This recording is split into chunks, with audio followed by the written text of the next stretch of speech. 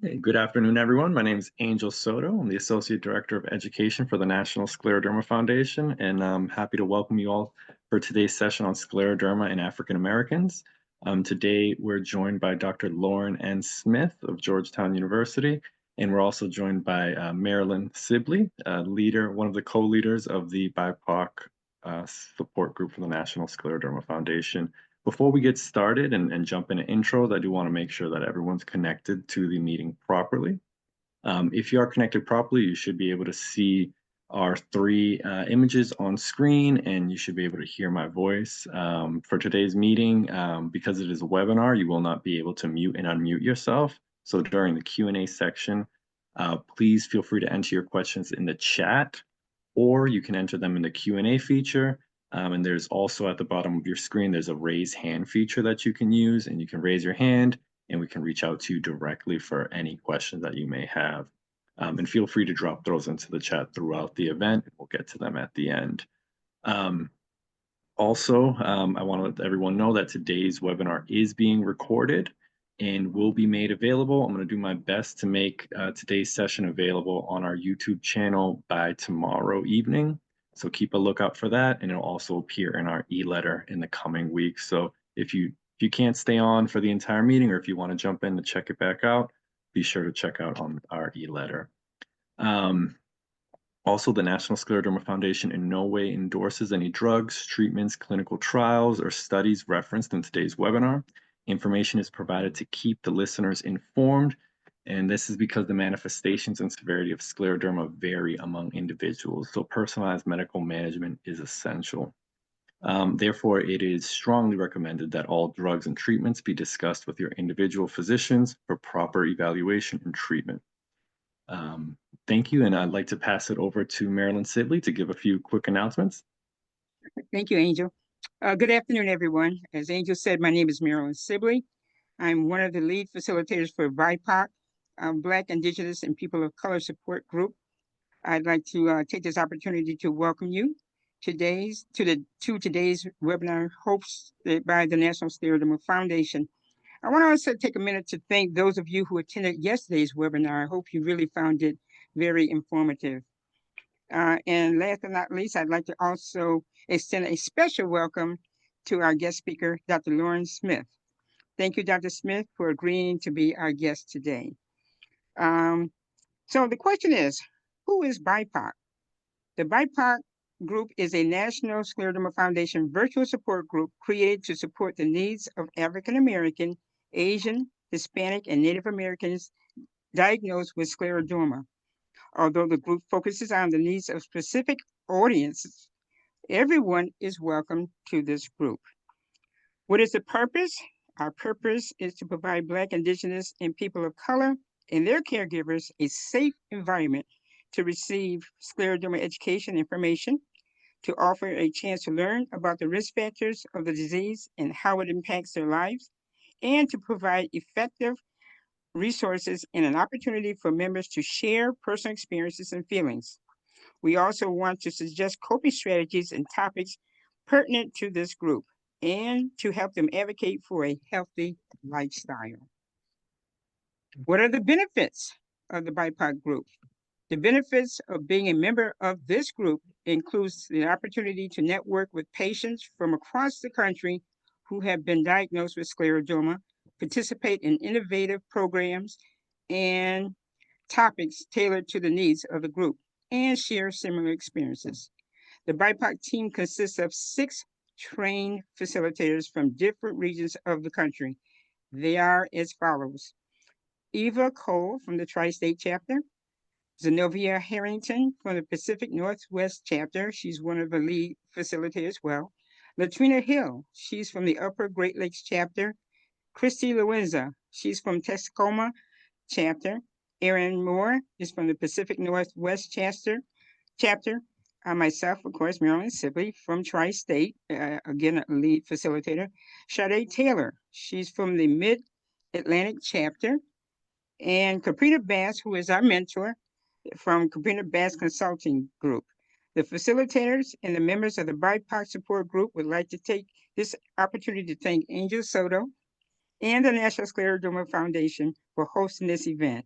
We hope you find today's event very informative. Again, thank you for participating. Angel?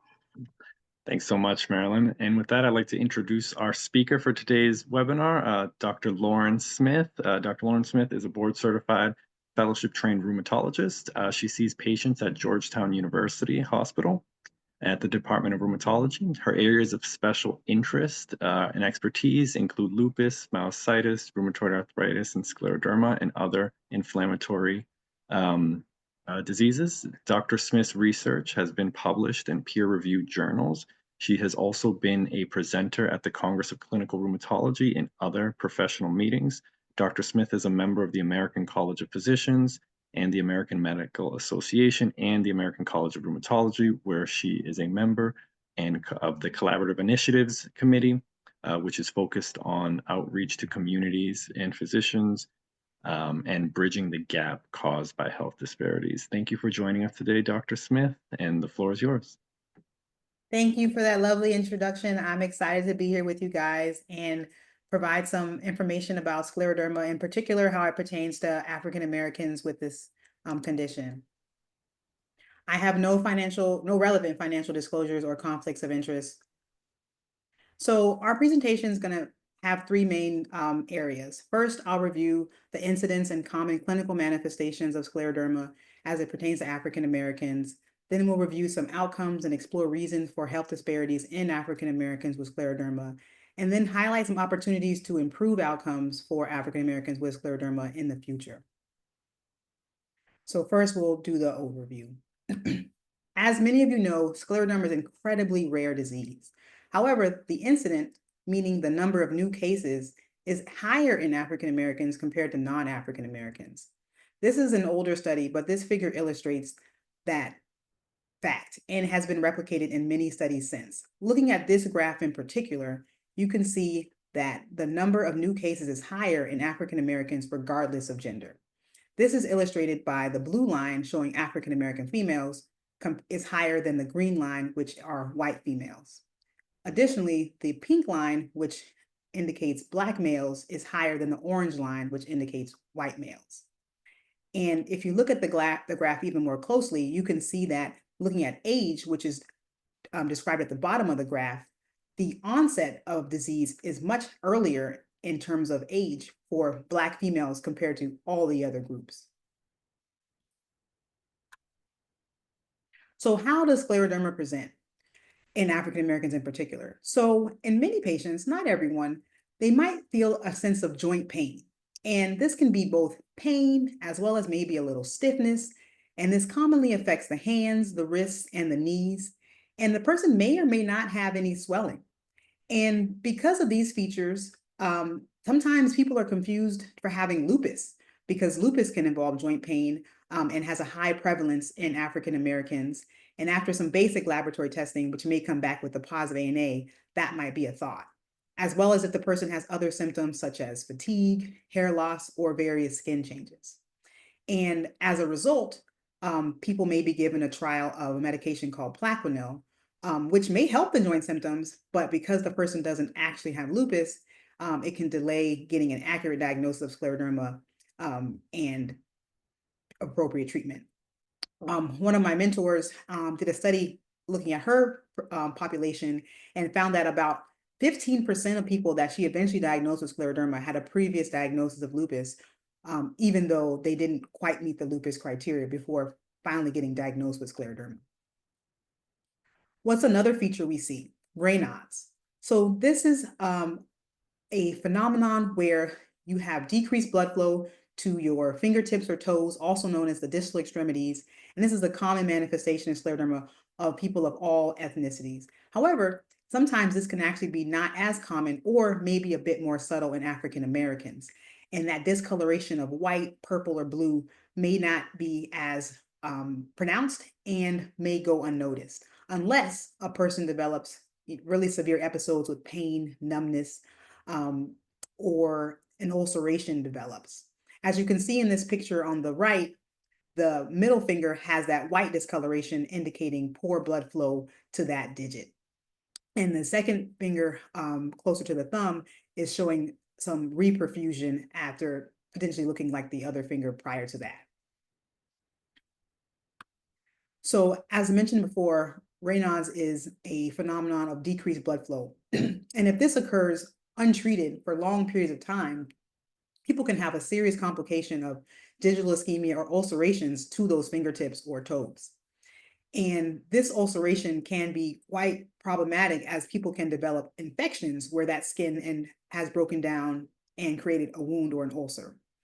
And in more severe cases, if people have this decreased blood flow for long periods of time, people can develop amputations of their fingers. And this can occur via a surgery due to infection or damage to the point where someone needs to undergo surgery to remove part of a finger, or the body itself actually has a way to auto amputate when there's been decreased blood flow to an area long enough that that part of the finger gets removed. Then thinking about skin changes. So a lot of different skin changes can occur in the process early on with scleroderma. Most notably in African Americans, though, we see diffuse hyperpigmentation. So we're blessed with melanin in general, but you will see more of that, in particular in the extremities early on in the disease. And then other people, like other people with scleroderma, you'll see some skin tightness and maybe some skin thickening as well. People also experience itch during areas that have significant inflammation of the skin. And later on, we see actually hypopigmentation to the skin. And this is because the melanocytes, which produce the melanin that gives us the brown and pigmented skin, gets damaged, and those areas become hypopigmented because there's no more melanin to be produced. And it does it in such a way that the area near the hair follicle seems to be somewhat spared, creating this salt and pepper distribution, which you can see in the pictures on the right. And this salt and pepper skin change is more commonly seen in areas that were itchy when the skin was very active. Another interesting feature about skin disease in African Americans is that more often than not, African Americans with scleroderma have the diffuse cutaneous version of scleroderma compared to the limited cutaneous version. And this is a higher prevalence compared to non-African American populations. So how is this managed? So there's discoloration, as I discussed before, and melanin itself is very, very sun sensitive. So wearing sunscreen and doing sun protective methods is very important. And then another thing that people can do to try to help with the hypopigmentation that can occur later in disease is with the use of makeup to help try to blend and camouflage the two skin tones to be more similar. With regards to other strategies to help with hyperpigmentation, such as topical creams and whatnot, this is a very touchy topic in that not all hyperpigmentation in people with scleroderma is due to scleroderma. You can have hyperpigmentation due to other things such as sunspots, freckles, acne, or inflammatory changes from injury. And so depending on what the hyperpigmentation is due to will depend on the ability for other topical medications to be used. And this is a discussion that I would recommend you have with your dermatologist, as they'll better be able to assess what the cause of the hyperpigmentation is and potential for treatments. Moving on in terms of methods of sun protection, we'll go into those a bit more. The sun, as I mentioned before, is one of the bigger contributors to progressive hyperpigmentation, as the melanocytes are very sun sensitive. So avoiding the sun or minimizing time in the sun is very important, in particular during peak hours. And so peak hours vary depending upon where you are in the country or world, but these typically include times between 10 a.m. and 2 p.m. And if you can avoid outdoor exposure during that time, that would be best. And we have to go outside. We can't avoid it forever. So when you do go outside, it's important to wear sun protective clothing, meaning things that cover your arms and legs, wearing hats to completely cover your face, and sunglasses to protect your eyes as well. And when it comes to sunscreen, you want to get sunscreens that have both UVA and UVB protection with a high SPF, minimum of 30, but if you can do higher, then that's even better. And I know that sometimes when you think about sunscreen, there's concern about the sunscreen not blending in well with the skin. And that can be sometimes difficult to find. But the good news is for people who have sensitive skin and still require mineral sunscreens compared to chemical sunscreens, there are a few brands that actually have a kind of rub-on clear formulation. And I'd be happy to discuss some of those with you at the end of this talk if interested. So thinking about organ involvement in African Americans, multiple studies have shown that unfortunately African Americans with scleroderma tend to have more severe organ involvement compared to their white counterparts, in particular in the muscles, the gastrointestinal tract, and the lungs. And that condition is known as pulmonary fibrosis, and we'll discuss that further. And this is compared to white people with scleroderma. So let's talk about muscles first. So when thinking about muscle involvement, there's three main types of muscle involvement that we see in African Americans with scleroderma. Inflammatory is the most common, and this can be seen in patients who also have an overlap with myositis, which is an inflammatory muscle disease. And in these patients, we see a significant increase in a lab value called CPK, which is a muscle enzyme, and people have proximal muscle weakness. And so what I mean by that is you have difficulty with like brushing your hair, brushing your teeth, and even getting up from a chair without using the handrails because of the weakness in the legs. Some people develop, and if you look at the picture on the right, that shows you how the MRI looks of the thighs for someone who has inflammatory muscle disease. You can see there's areas of white and gray discoloration when a normal muscle would be dark, as you can see at the bottom parts of the picture. Then some people develop fibrotic muscle disease, and you may see a mild increase in that CPK level in the labs, but the weakness is usually much less severe or maybe even not present depending on the person. But it's important to still identify this because if untreated, it can lead to contractures and difficulty with mobility. And then the last muscle involvement that we see is people who have an elevated muscle enzyme, but no associated weakness. And this is thought to be the case because African Americans or people of African ancestry have a higher proportion of skeletal muscle compared to people of not of African ancestry. And we see this in that when you have a lab test, there's like a range of what we call normal values.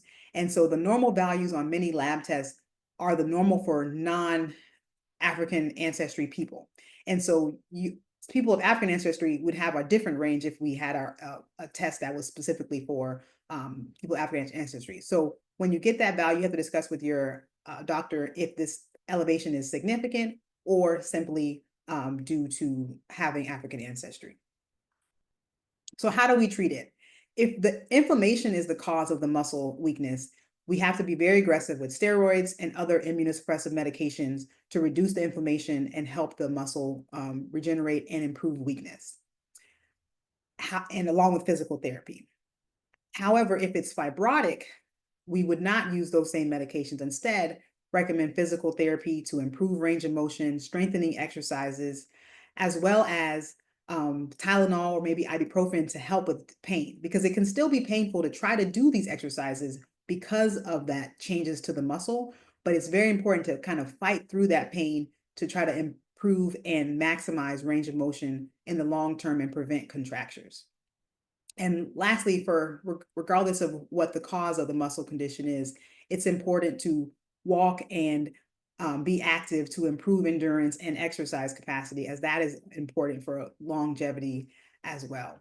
And for people who have significant muscle inflammation and become very deconditioned, there are cardiopulmonary exercise programs or rehab programs that people can participate in to really improve their status. When it comes to the gastrointestinal tract, there are a couple of conditions that are unfortunately more common in African Americans as well. In particular, something called gastric antrovascular ectasia, short name GAVE, has a higher incidence in African Americans.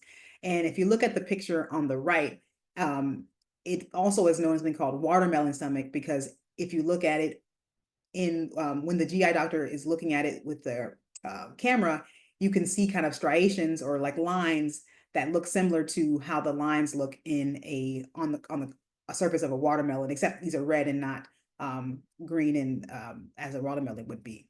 And so how would you know if you have this? So people might feel very fatigued and later found to be anemic. They might notice blood in their stool, or if they're having coughing or vomiting, they might notice blood in their vomit. And so the main complication we're worried about with this is gastrointestinal bleeding. The other complication that's more common in African Americans compared to white people with scleroderma is small bowel disease. And there's a few different things that can happen, but symptoms include abdominal pain. This can be with or without bloating, diarrhea, abdominal distension, nausea, vomiting, and even weight loss. And two of the more common complications as a result of this are small intestinal bacterial overgrowth, also known as SIBO, and pseudo-obstruction. And for the first one, SIBO, that one is typically diagnosed based on symptoms of abdominal pain, bloating, diarrhea, and occurs as a result of the slowing down of the way the intestines. And because the intestines are slowing down in terms of processing food and moving things through the GI tract, bacteria, instead of it moving naturally, tend to overgrow in one spot, and that overgrowth of bacteria causes this particular condition and subsequently abdominal pain and diarrhea. Pseudo obstruction, kind of as the name states, is actually a fake, so pseudo meaning fake obstruction of the intestines. And because the intestines are seemingly blocked, this can cause significant distension and abdominal pain that is uncomfortable and must be treated. So how do we manage these conditions? So for GAVE, the gastric antrovascular ectasia, the treatment is blood transfusions if the anemia is severe enough. But the main thing is that the gastrointestinal doctors have to do a EGD or upper endoscopy to evaluate the stomach and perform laser treatments to stop the bleeding. And depending on the person, you can have 1 or 2 lesions that can be treated right then and that's it. Or you can have several lesions that may require multiple endoscopies to get all the areas and prevent future bleeding. For the small bowel disease, it depends on what we're treating. So if we're looking at the small intestinal bacterial overgrowth, SIBO, this is treated with antibiotics to help get rid of the bacteria or reduce the amount of bacteria and improve the healthy flora. And depending upon the severity of it, it may require multiple courses of antibiotics. Things that we recommend to help improve or reduce the chances of it happening again would be, probiotics, eating yogurts, other things that create healthy bacteria that would hopefully not allow bad bacteria to overgrow. When thinking about the pseudo obstruction, however, this involves what we call bowel rest, meaning we don't want there to be any attempts at further digestion. And because of that, depending on how severe the symptoms are, people may or may not need to be hospitalized. And if you end up in the hospital, you're probably going to receive your nutrition via your IV, something called total parenteral nutrition. And in severe cases where there's a lot of abdominal distension causing pain, sometimes a tube has to be placed in the small bowel to let out excess air and improve the recovery for the bowel. Now, we're going to move on to lung disease in African Americans with scleroderma. And unfortunately, this is the major cause of morbidity and mortality for most people with scleroderma, but in particular for African Americans. And pulmonary fibrosis, also known as interstitial lung disease, is one of those reasons. Pulmonary hypertension is another. So what makes someone at risk for this? Well, early disease onset, having diffuse cutaneous skin disease, certain autoantibody values, anti-SCL70 or nucleolar antibody in particular, all things that are more common in African Americans.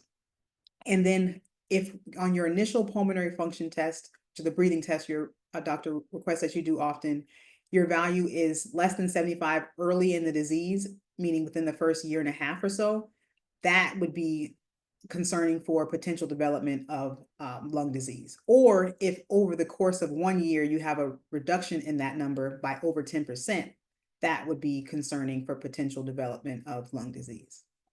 And then symptomatically, shortness of breath is present.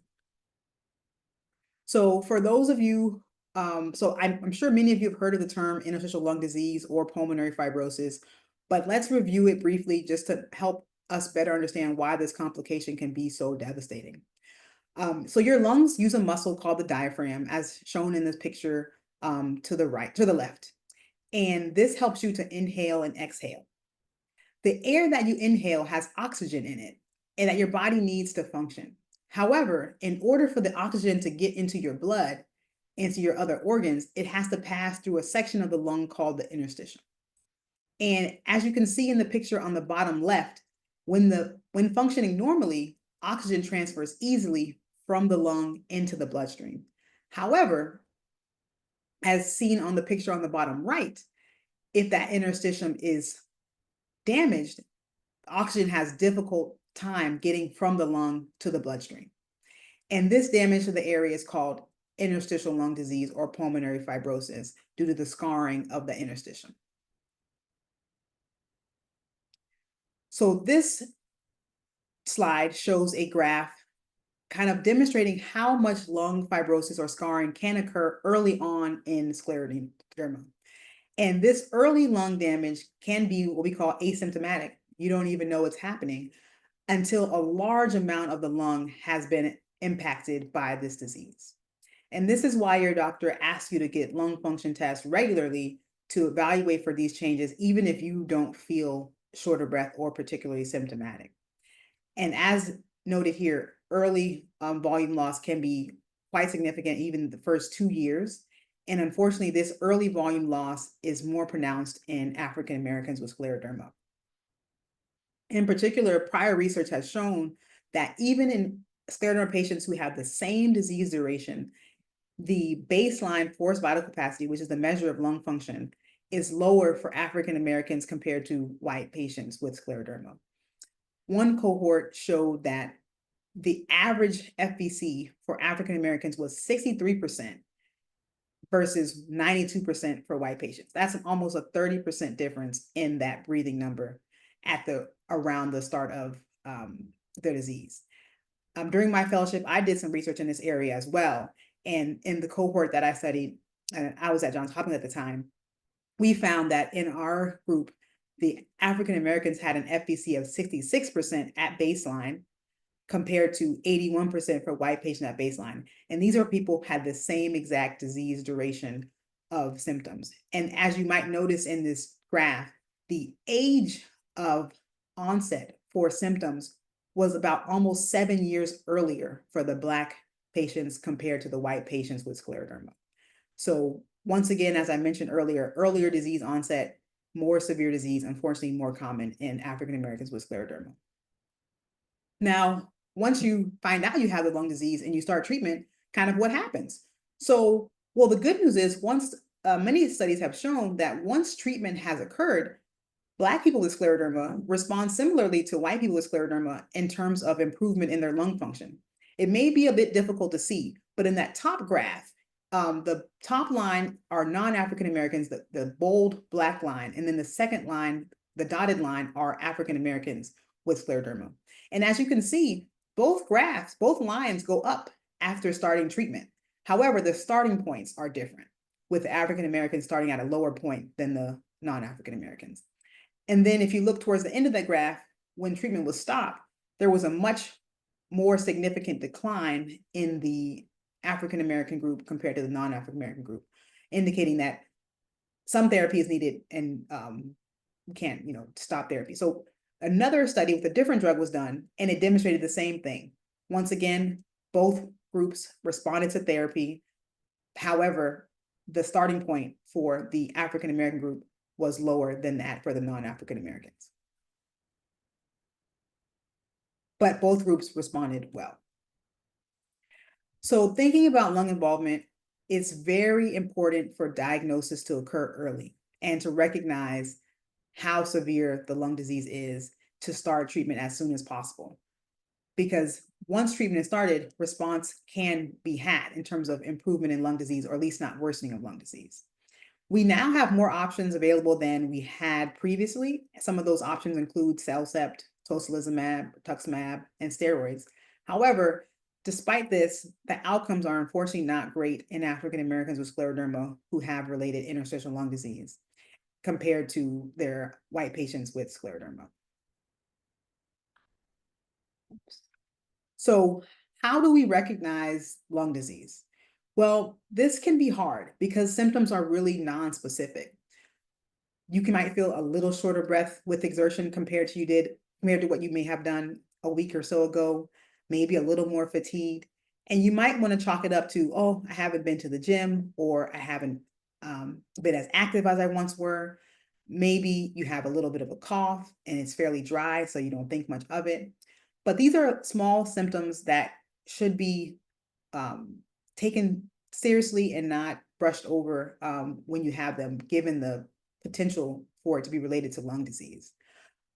Edema, meaning swelling in the legs, or increase in digital ulcers, also can be seen with lung disease. These are more common for pulmonary hypertension than pulmonary fibrosis, but sometimes these conditions overlap. And so if you have those, it's also very important to let your doctor know so that further workup can occur. So as I mentioned on the previous slide, shortness of breath can be subtle. Initially, you might just feel a bit fatigued or a little bit out of shape. So what I think you should do before each visit, or just in between visits with your doctor, ask yourself a couple of questions. One, has my ability to climb a flight of stairs changed? In that, does it take me longer? Does it seem like it takes more effort? Or is it harder to get the groceries into the house? And if your answer to this is yes, or kind of, or you have to really pause and think that maybe something is different, it's best to tell your doctor about these changes in breathing or exercise tolerance so that you can get the help and evaluation you need. In case you're not due for that lung function test that visit, you may have had it the previous one, but it may be worth repeating again in a short time frame because of these symptom changes. So now we're going to move on to outcomes and explore some reasons why there may be health disparities in African Americans with scleroderma. So as you might imagine, given my recent information that I shared with you about interstitial lung disease, there's unfortunately a high mortality rate for African Americans with scleroderma compared to white patients with scleroderma. And this rate is actually higher in Black males compared to white males with scleroderma, and as indicated in this graph, but overall still highest in African American females compared to the other groups. So what may be contributing to this? So there's clearly a significant health disparity in scleroderma, in particular in African Americans, and there's a few different reasons that we're considering. Access to care, quality of care that someone might experience, healthcare system hesitancies, and differences in disease. So thinking about the first one, access to care and quality of care. We spoke about this earlier. There's often a delay in diagnosis for people with scleroderma, not often, but can be, because they are originally diagnosed to have lupus or some other condition, and therefore not started on the right therapies because their symptoms were misinterpreted to be something else. And then once they get to the doctor that diagnosed them correctly with scleroderma, there may then be a delay in starting treatment due to medication costs or access to the medication that would best suit them. And then unfortunately, the healthcare system has not been equal to everyone. And so personal experiences or experiences of family members or friends may delay someone seeking attention or getting care, even if they're starting to have symptoms that are concerning to them. And then once they're there, unfortunately, due to insurance and other reasons, there can sometimes be a delay in starting therapy once offered. And sometimes there's concern about medication side effects, and that may delay someone starting therapy. Now moving on to disease differences. We believe there might be genetic risk factors as well as autoantibodies that play a role into why the symptoms and manifestations are worse in African Americans. Thinking about the genetic aspect, studies have shown that people of African ancestry have some different allele and gene frequencies of people who are not of African ancestry. And this potentially contributes to differences in autoantibodies, the blood markers that your doctors got initially when you were diagnosed. And these blood markers are associated with specific gene markers and disease outcomes. The NIH has a study going on called the Genome Research in African American and Scleroderma Patients, and they've been able to identify certain things that they think may be contributing to why the disease is different in two groups. Something in particular that is interesting to note is that people of African ancestry in general seem to have an increased risk for fibrotic disease phenotypes, in particular uterine fibroids, keloids, as well as something called nephrosclerosis, which is in fibrotic kidney disease. And the thought behind this is that in certain parts of sub-Saharan Africa, there's a high rate of parasites or helminth infections. And so the thought was that if your skin or if your body can create certain cytokines and enzymes when you have potential exposure to certain parasites, you would not get them as frequently. But if you take someone out of that context and they're no longer experiencing stress as a result of a parasitic infection, but as a result of something else, and your body still produces this fibrotic phenotype, then you can get other conditions as like those mentioned here. And then thinking about the autoantibody that we talked about before, SCL70 is higher in African Americans, and this is associated with higher rates of pulmonary fibrosis as well as diffuse cutaneous scleroderma. The U3RNP phenotype is associated with more severe GI disease, which I spoke about earlier as well. So lastly, I want to highlight some opportunities for us to improve outcomes for African Americans with scleroderma, hopefully in the future. So first and foremost, as you can see, scleroderma is very rare and a unique disease. Please ask sooner than later if you have any questions or concerns about this disease or other new symptoms, as earlier diagnosis leads to earlier treatment and best possible outcomes. Then I wanted to highlight clinical trials and to consider participating in clinical trials, as these can improve the ability to treat this devastating disease. Because if the people who participate in the clinical trial actually are the people affected by the disease, then it increases the chance that the results they get will be approved and applicable to more people. If only one demographic is in the trial, then we only know that the drug works in that particular group, but we're not necessarily sure that it works in other groups or what other side effects might occur if we don't have a diverse clinical trial pool. And I only have time to briefly speak about this today. So if you guys are interested, or if anyone is interested in learning more about clinical trials, another well-known scleroderma expert, Dr. Tracy Fretch, had a entire discussion about clinical trials. And this was on the Scleroderma Foundation YouTube page back in October. And if you look, you would be able to find it. So I'll briefly go over the different types of clinical trials, and then you're more than welcome to look at that link and some other links to learn more. So when thinking about clinical trials, there's two main types. There are treatment studies, which require an intervention, and then non-treatment studies, which are observational. When thinking about treatment studies, the most common treatment studies are randomized controlled trials. And these involve a new therapeutic drug, device, or maybe even a screening tool. There are a couple of current trials happening in the realm of scleroderma that I'll mention. Conquest is one for interstitial lung disease. Daisy is one for skin disease.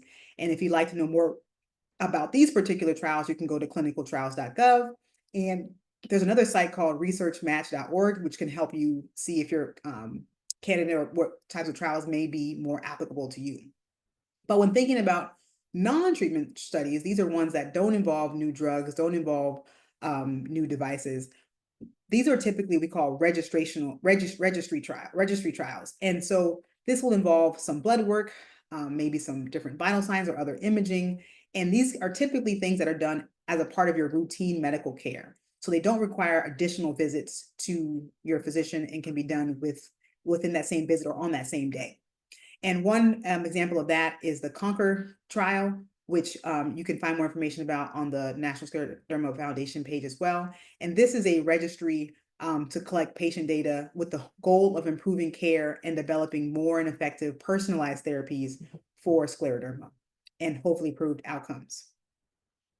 So I'll conclude by summarizing and saying scleroderma in African Americans is more common and presents with more severe disease manifestations than white people with scleroderma, notably more severe muscle disease, GI manifestations, and cardiopulmonary issues, both pulmonary fibrosis as well as pulmonary hypertension. And health disparities may play a role in these differences that we see between African Americans and non-African Americans, but genetics may also play a role too. Overall, early diagnosis and treatment is the key for the best outcome. And I recommend people don't hold on to concerns and questions and get out and reach out to your doctors as soon as possible if you have concerns. I would like to thank you for your time and attention, and I'd be happy to answer any questions as best I can at this time. Thank you so much for that fantastic talk, Dr. Smith. It was very informative. We do have a handful of questions so far in the Q&A, and I'd like to encourage everyone in attendance, if you do have additional questions, please feel free to add them there or in the chat. The first question we received was, this is the first time I've heard of a connection between the scleroderma itch and areas of high inflammation. Could you elaborate a little bit more on this? Yeah, so I think so within scleroderma, what scleroderma simply means is like hard skin, and it becomes hard skin after fibrosis occurs within a particular layer of the skin. And so while in that process of the fibrosis occurring, that's when the skin can be really irritated, causing an itch. And then because of the fibrosis, then that causes the discoloration because of the damage to the particular cell that produces the pigment. And so sometimes, so when controlling the disease early on, when it's really itchy and really painful, calming down the inflammation calms down the itch because the itch is just like a side product of the inflammation, if that makes any sense. Absolutely, thank you. And next question, is scleroderma-induced myositis also more common in African Americans? Yes, it is.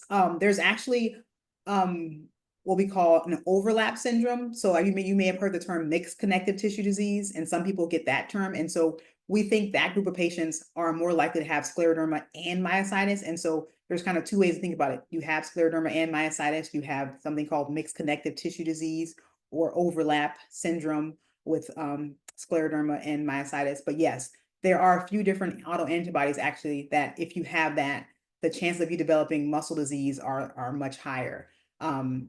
I think I mentioned an RNP lab. So if you have an RNP lab as one of your positive markers, that can be associated with increased risk of muscle disease.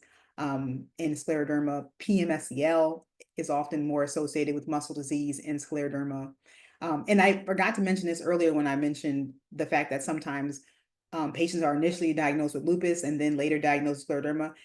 That does happen, but there are also people who have both. So just like you can have both scleroderma and inflammatory muscle disease, you can have scleroderma and you can have lupus. So it's not always that the person doesn't have lupus. It's just that the symptom that they're most concerned about or that's not being treated is the scleroderma because it was all thought to be attributed to lupus. So I have patients who have both of that as well. That makes a lot of sense. Thank you. And another question, have you found that African Americans have a more difficult time receiving pain medication in both inpatient or outpatient settings?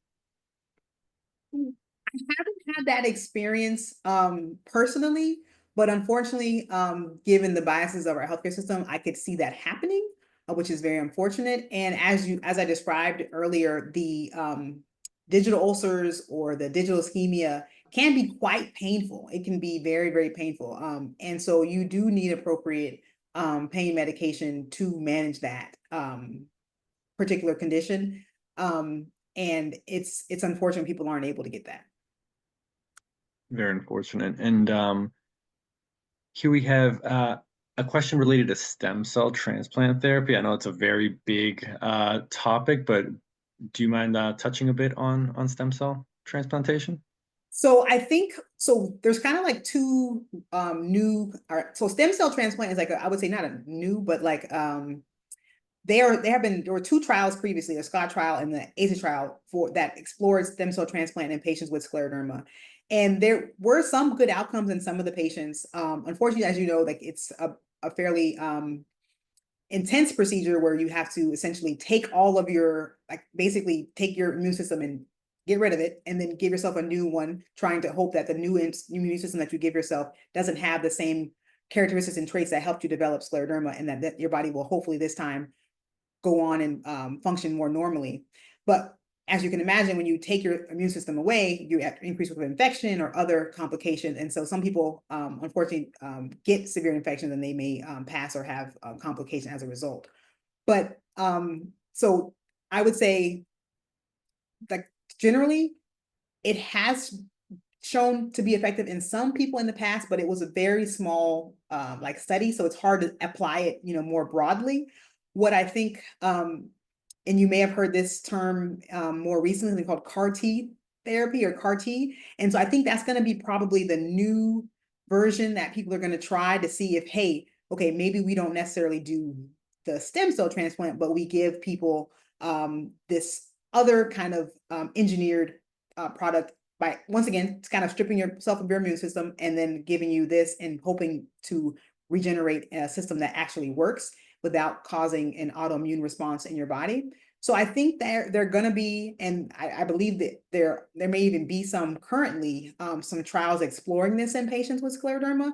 But if there aren't any as of right now, February 27, 2025, I know there are some coming because I've heard about many different industry people being interested in doing that trial. And I think my thoughts on it right now is there's been great success in the cancer world. There's been some early success in lupus, though once again, small numbers in lupus. The cancer world, they have a lot of data, but in lupus, we have, some data that's reassuring. However, we just don't have enough longevity to say like, hey, is undergoing this very risky or aggressive procedure worth it in the long term? It's hard to say, but I'm optimistic that because there's so many people interested in it, that we'll have answers to that question sooner than later.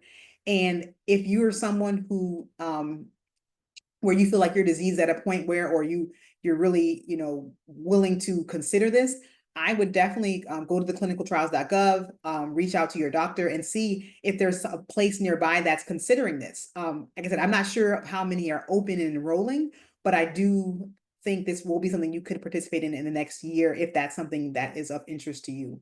And I personally am interested in seeing what happens. And as I gain my own interest in the clinical trial space, I hope to be involved with learning more and participating in those trials. Thank you, Dr. Smith. Yeah, we're very hopeful too. And for anyone that's interested in getting a bit more information on whether it be stem cell or CAR T therapy, we do have a few webinars on our YouTube channel if you want to check those out. And like Dr. Smith mentioned, if you're looking for trials, you can check out clinicaltrials.gov, and you can also go to our website and see a list of scleroderma research treatment centers. So you can see kind of what's near you, and you can reach out to their research coordinators directly. Thank you. And you touched a little bit on lupus, and we had a couple questions related to lupus. And the first one asks, can you have lupus and scleroderma at the same time? Yes, you can. And which one comes first really depends on the person, but you can definitely have both. And you can have pure lupus manifestations like lupus kidney disease, and then also have scleroderma skin disease. It's not like, oh, okay, if you get this lupus, then you're going to get this scleroderma manifestation. You can get really distinct parts of each disease in one person. And that's why it's very important that you go to a rheumatologist who's very good at being able to differentiate what's lupus, what's scleroderma in terms of joint, in terms of skin, in terms of muscle, because the manifestations are different. So in both lupus and scleroderma can have what we call inflammatory arthritis, so tender swollen joints. But in scleroderma, you can have something called a tendon friction rub, which is a little bit different than a typical inflammatory arthritis. So it's not going to be swollen or warm, but if I were to put my hand on your wrist and I were to move it, I would feel those tendons kind of rubbing against each other. And that would tell me, okay, So our skin disease is not under control. So we need to do something to kind of get that under control. And so it kind of depends on what's going on. But yes, they can coexist. You can get lupus first, then get scleroderma. You can get scleroderma and the lupus. You can present with features of both at the same time. The key is really going to be a good evaluation and making sure that you're mentioning all your symptoms and you're getting examined for those things to figure out what you have. Thank you. And with that, is it common for individuals with scleroderma to be misdiagnosed with lupus, especially in the African American community? Yes, it's unfortunately very common to be initially diagnosed with lupus for who knows how long prior to the person saying, "Hey, well maybe your hands don't quite fit the lupus diagnosis. Maybe these hands are not necessarily inflammatory arthritis. It might be puffy hands, which we see in scleroderma, and maybe that's actually what we should be treating." Similarly for lung disease, interstitial lung disease is actually more common in scleroderma than in lupus, but you can have it. So depending on the respiratory symptoms someone might have, they might, be doing lupus evaluations thinking, pleurisy or something else, but really need to be looking at the lungs to see, is there any inflammation there? Maybe need a CT scan. So it kind of just depends on the symptoms that someone has. But I think I mentioned before, and if maybe I didn't, that in one study by my mentor, Dr. Steen, she found that up to 15% of her patients were previously diagnosed with lupus before coming to her and then being diagnosed with scleroderma. That's a significant number. Wow. And we have a couple questions about some other symptoms related to scleroderma. One is, how common is scleroderma and with an overlap of Sjogren's, especially in African Americans? Ooh, I would say that one is, so scleroderma is rare. That's even rarer. It happens, but I don't even know what percent to give that. It's so rare, but it can happen. But it definitely much rarer. And I would say probably the more Sjogren's symptoms that you're going to see that overlap with scleroderma probably would be muscle disease, maybe, or just really severe dryness in the mouth or eyes. You may even see vasculitis to some degree in the Sjogren's patients in that overlap, but it's not very common. Good to know. And how much more common is renal failure within the African American community? Yes. So unfortunately, renal disease is a lot more common in African Americans compared to non-African Americans. However, as a whole, we have done better in terms of managing and treating and recognizing we call scleroderma renal crisis earlier on, which has been able to reduce the number of people who've ended up, with severe kidney injury or on dialysis as a result of it. But it is more common in African Americans. With scleroderma than people who are not. The key really is not being started on, really, really high doses of steroids early on, because steroids actually can cause someone to develop scleroderma renal crisis. So we really, when we're trying to treat skin disease early on, we want to use not high doses of steroids, but other actually non-steroid medications to treat the skin disease. Similarly, the lung disease may require steroids, but we try to make sure the doses aren't too high in order to, precipitate the development of renal crisis, or not to keep them at the high doses for too long. Thank you. That's a very important tip. In another question related to lupus, I have lupus and scleroderma. When I experience a flare, how can I tell which disease is causing it? Ooh, very good question. So I wanted to say one more thing about the renal crisis Oh, before I get to that.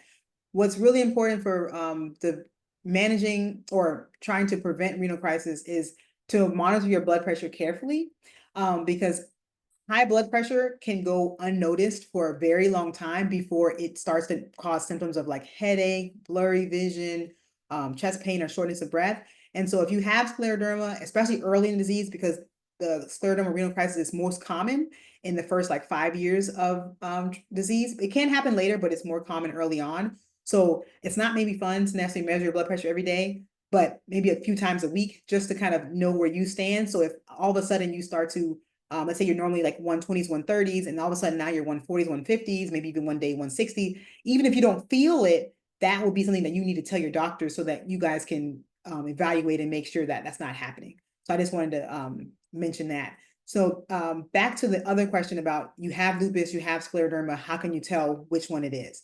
So while they're both what we call systemic diseases and they can affect any part of your body, lupus tends to do certain things that scleroderma does not, and vice versa. And so let's think about like skin disease.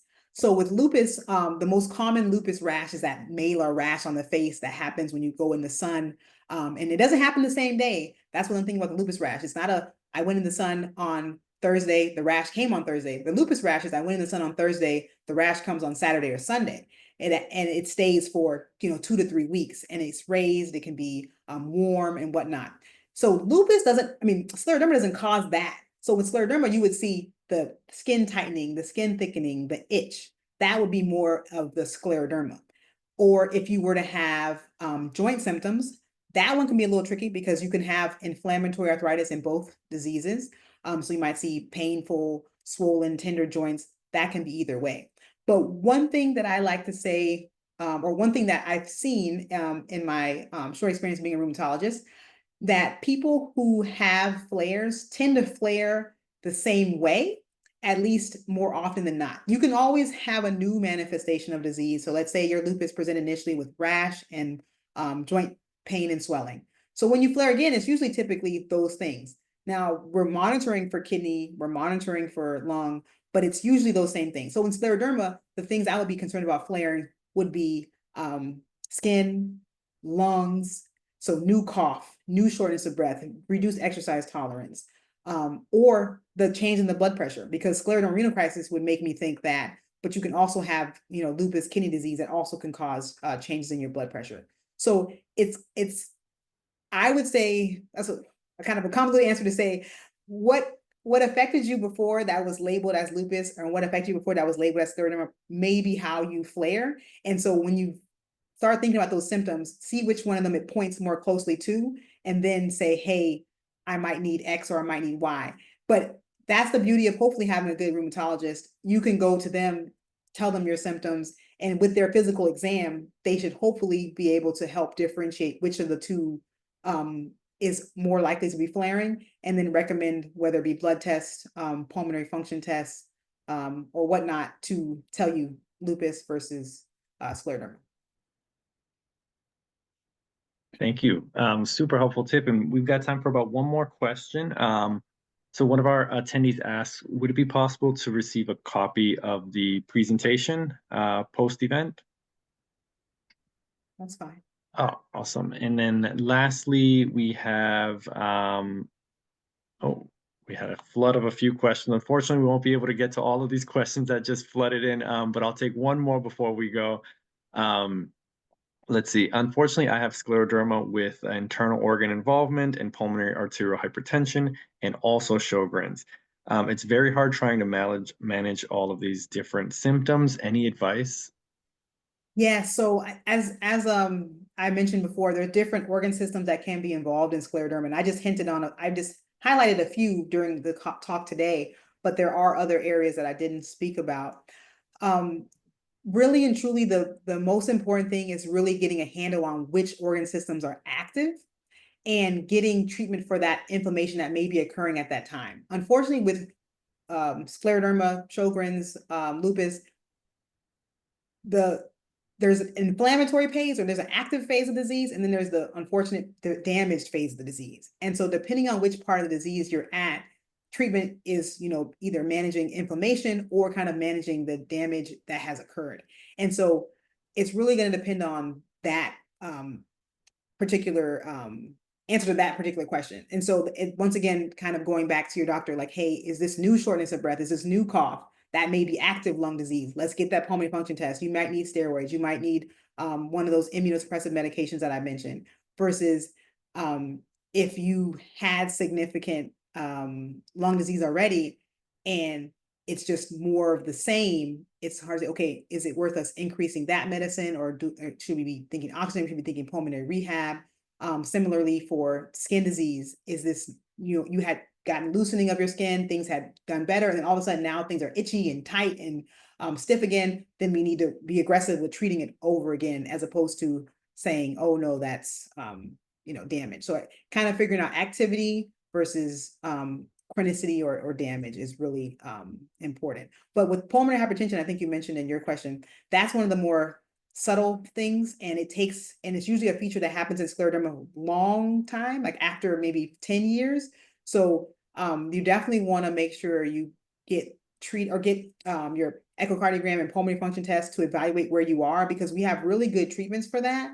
But the earlier you start, the better, to see how you tolerate them and prevent more anatomical changes of the heart and the lung that occur with pulmonary hypertension, because that's the problem. Is once the heart starts to reform as a response to that increased pressure, then you can't really undo that. And so you can improve it to some degree, but you can't reverse it. And so being able to recognize it and get it treated sooner than later is really important. Thank you so much for joining us today, Dr. Smith, and for that fantastic presentation. I want to thank all of our attendees. I want to thank our BIPOC support group facilitators who were able to join us today. Do you have any parting comments for the audience? Once again, thank you for your time. My number one comment is, don't be afraid to reach out to your doctor when you have new symptoms. Please do it sooner than later. If your appointment is 3 months away, but your symptoms started today, reach out today. Thank you so much. That's a fantastic tip. And again, this recording will be up on our YouTube page by tomorrow evening. Thank you so much, and I hope everyone has a wonderful day and a great weekend. Take care.